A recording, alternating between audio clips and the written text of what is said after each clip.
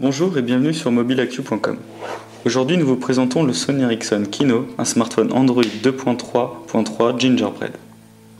Sony Ericsson renforce son image de constructeur vert avec le Kino.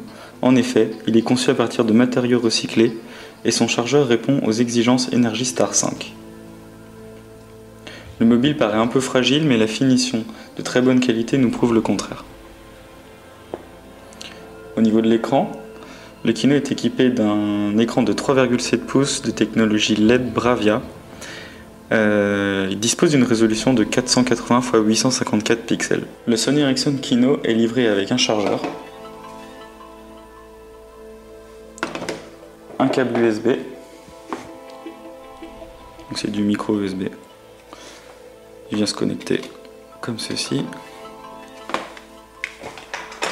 Il est livré également avec un câble HDMI. Permettre d'afficher tous les menus du téléphone, les jeux, les vidéos sur une télé haute définition. On retrouve également un kit main libre stéréo intra-auriculaire. On retrouve également quelques petits embouts supplémentaires, comme ceci. On retrouve également une protection d'écran. C'est très rare de retrouver ça avec un mobile, donc c'est plutôt cool. Par contre, pas de manuel d'utilisation, il faudra le chercher en ligne ou sur le site de Sony Ericsson, et pas de CD logiciel. Le lecteur MP3 du Kino est très complet et propose de nombreuses possibilités en plus d'être esthétique. Les formats supportés sont suffisants. On retrouve des applications également comme Track ID ou encore Play Now, ou encore une radio FM. Mais malheureusement il est toujours nécessaire de connecter le casque pour servir d'antenne. Par exemple ici on retrouve Track ID.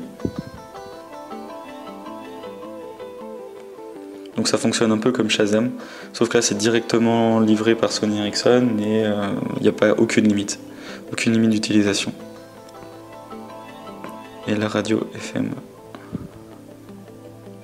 Donc voilà, c'est précisé qu'il faut connecter le casque.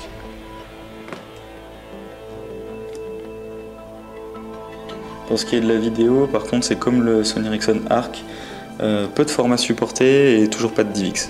Le Kino est équipé d'un processeur cadencé à 1 GHz, ce qui permet de profiter facilement de tous les loisirs offerts par le smartphone. La surcouche Timescape, malgré les différents effets 3D, reste toujours très fluide, comme vous pouvez le voir. Timescape permet de regrouper dans une seule application et un widget les événements autour de ses contacts, amis Facebook et Twitter. Donc ici nous avons le widget. On peut mettre à jour manuellement le téléphone. On voit ainsi que dans les notifications, la mise à jour est en train de se faire sur mon Twitter et sur mon Facebook. Et c'est immédiatement mis à jour au niveau du widget, ainsi que de l'application.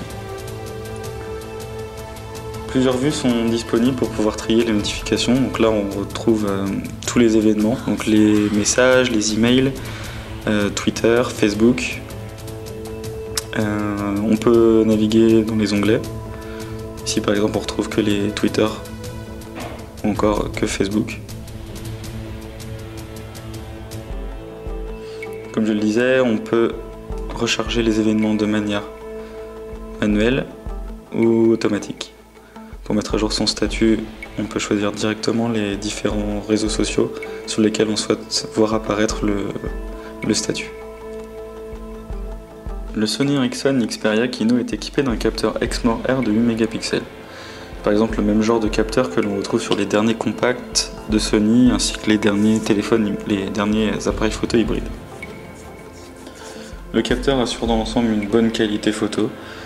Le Kino se place très bien par rapport à la concurrence. Pour lancer l'appareil photo, on peut passer soit par le menu, soit par le déclencheur en restant appuyé directement. Pour prendre une photo, soit l'autofocus se fait depuis le bouton, donc on déclenche tout simplement, soit on peut également appuyer sur l'écran. Quand on relâche, la photo se prend. Bon, on peut appuyer un peu où on veut. La mise au point se fera sur l'élément désigné. Donc ici, on peut ouvrir le menu. On peut afficher les différentes scènes, les détection des sourires, etc. Ici, on peut choisir le format de l'image ainsi que la résolution. Si on accède à tous les menus, on peut prendre une photo de nuit, un paysage, du sport, etc. Et ici, on active ou non le flash. Donc, on va le laisser en mode automatique. Sur le côté, un petit menu fait apparaître les dernières photos. Par contre, sur le Sony Ericsson Kino, on a juste un flash LED.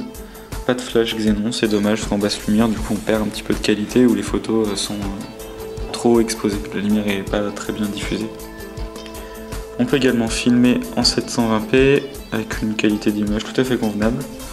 De plus, l'autofocus reste actif pendant l'enregistrement, mais il reste un petit peu lent à faire les mises au point quand on change de plan. Donc voilà, là je filme. Voilà.